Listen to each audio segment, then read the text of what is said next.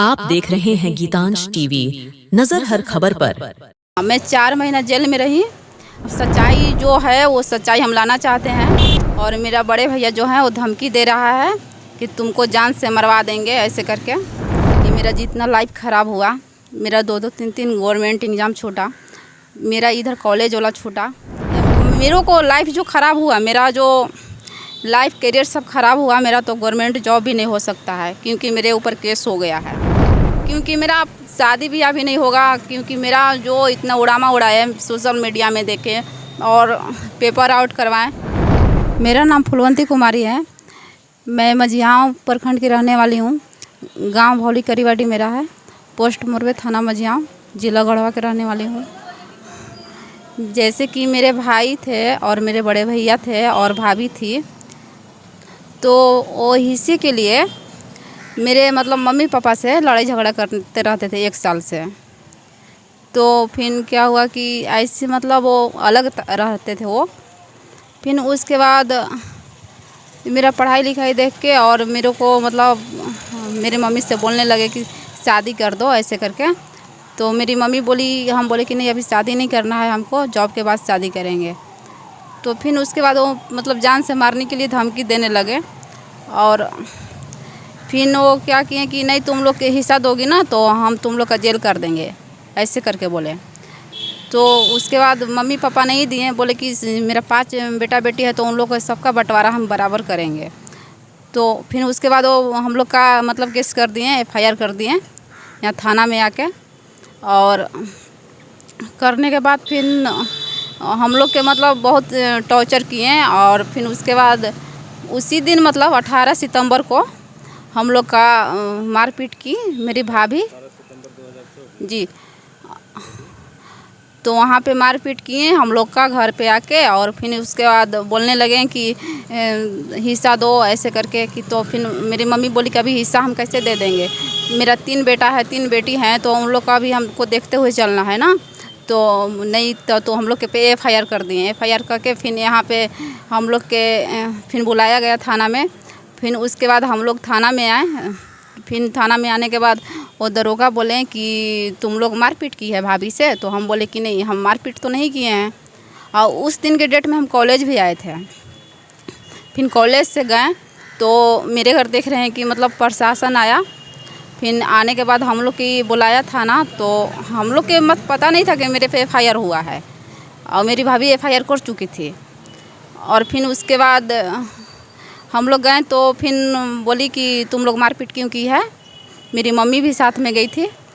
तो फिर बोले कि जितना इसका मारपीट जो हुआ है उसका रिपोर्ट मांगिए। और मेरा भी रिपोर्ट हम दिखा रहे हैं आपको भी रिपोर्ट कि कितना कोई किसको मार बजा है ऐसे। तो फिर एक और थे वहाँ पे मझियाँ थाने का जो केस बनाते हैं। तो वो बोले कि हम अपना रिपोर्ट दिखाएं। तो उस टाइम तो मामला सुलझ गया था। फिर से दोबारा 10 दिन बाद आके फिर लोग आपस में मतलब सेटलमेंट किए उन लोग कि मतलब जैसे कि इसको कैसे बझाना है, कैसे करना है, लाइफ करियर ख़राब करना है, सब आपस में सेटलमेंट करके उन लोग। और फिर इसके बाद फिर से मेरे पास मतलब फ़ोन आया थाना से। फिर थाना से आया तो उस दिन फिर कॉलेज से ही प्रैक्टिकल दे के आ रही थी। फिर उस दिन क्या हुआ कि मेरे पीछे मतलब सबको ही वो सब लोग मतलब सेटलमेंट करके और चौकीदार मेरे गांव का जो है विजय पासवान आके वो लगे हुए थे। और मुझे कुछ पता मालूम नहीं था, सूचना भी नहीं मिला मेरे को। और वहाँ से फिर क्या किए कि बोले कि चलो थाना तुमको बुलाहट है। फिर मुझे टॉर्चर करने लगे उन लोग। टॉर्चर करने के बाद फिर मैं बोली कि थाना क्यों जाऊँगी। तो बोले कि नहीं तुमको थाना चलना ही है। तो फिर मैं थाना गई। तो थाना में वहाँ बोले कि तुम फिर से मेरी भाभी की अपनी मारपीट की है क्या। हम बोले कि नहीं सर। तो फिर मेरी मम्मी भी थी साथ में। तो हम बोले मम्मी को कि मम्मी बोली कि ठीक है जो भी होगा ना यहीं से हमको सल्टा दीजिए, नाम काट दीजिए, FIR हम आगे बढ़ाना नहीं चाहते हैं। तो मम्मी सोची कि हम अपना बेटा समझ के मम्मी केस नहीं की और मेरी भाभी केस कर दी मेरे ऊपर की, मेरी मम्मी के ऊपर की।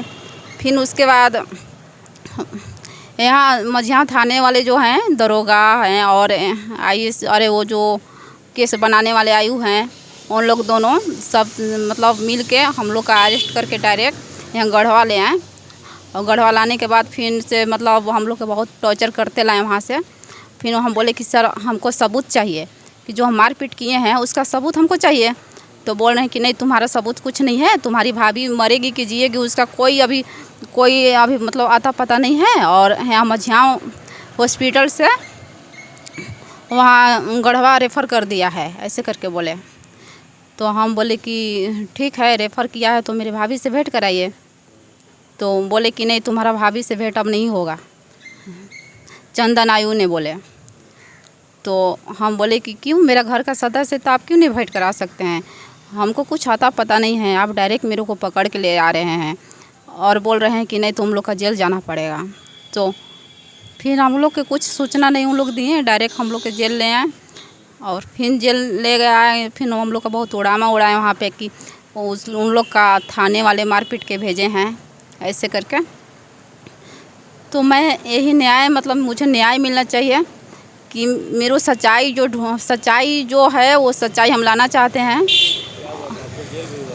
हाँ, मैं 4 महीना जेल में रही और 4 महीना जेल में निकलने के बाद 18 जनवरी 2025 को मैं जेल से निकली और मेरा बड़े भैया जो है वो धमकी दे रहा है कि तुमको जान से मरवा देंगे, ऐसे करके, और फिर से उल्टा फिर जेल भेजेंगे।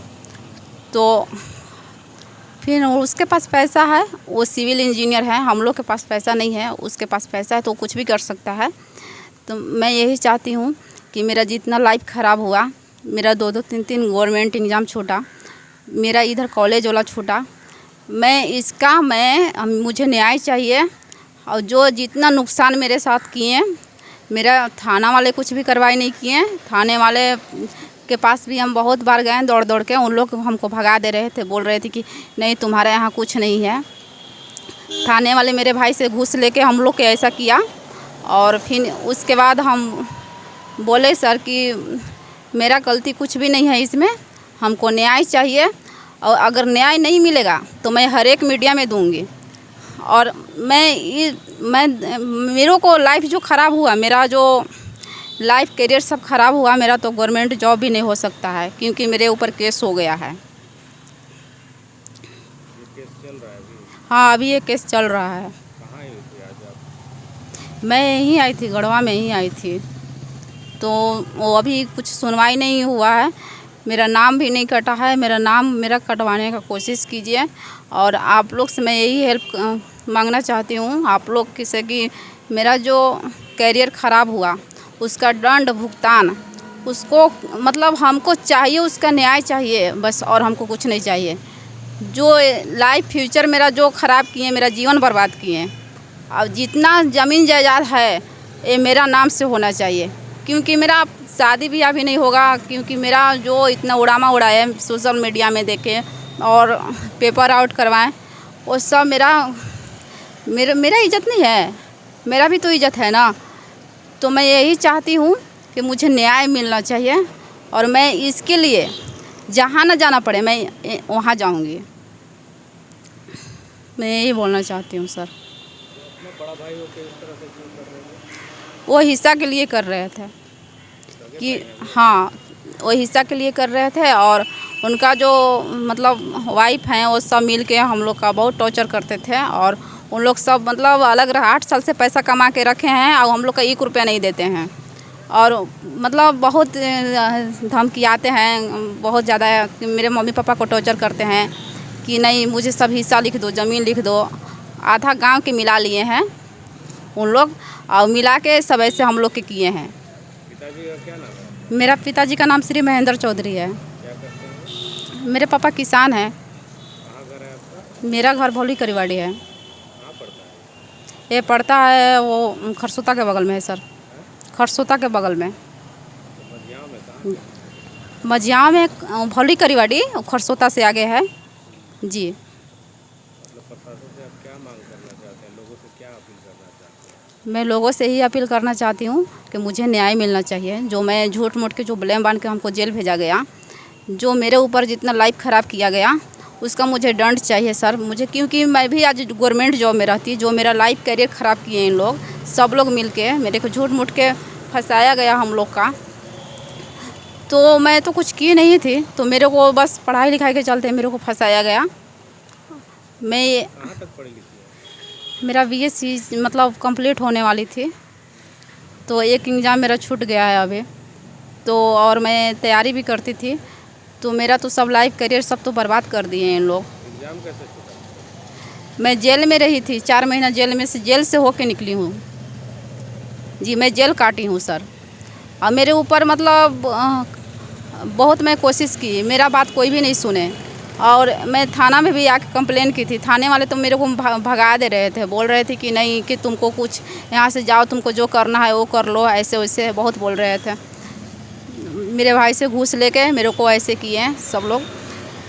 मैं यही चाहती हूँ कि मुझे न्याय मिले। गरीब Nawaz furniture house and showroom, मिराल main road over bridge के 27 नंबर पोल के पास, मिराल बस स्टैंड। यहाँ दहेज के सभी सामान, सोफा, दीवान, cooler, fridge, washing machine, dressing table, अलमारी, बक्सा और सभी प्रकार के बर्तन सहित दहेज का हर आवश्यक सामान उपलब्ध है। यहाँ फिक्स प्राइस पैकेज उपलब्ध है। इन पैकेजों में शामिल सभी सामानों पर 5 साल की वारंटी दी जाती है। तो आज ही विशेष जानकारी के लिए स्क्रीन पर दिए गए नंबर पर संपर्क करें। धन्यवाद।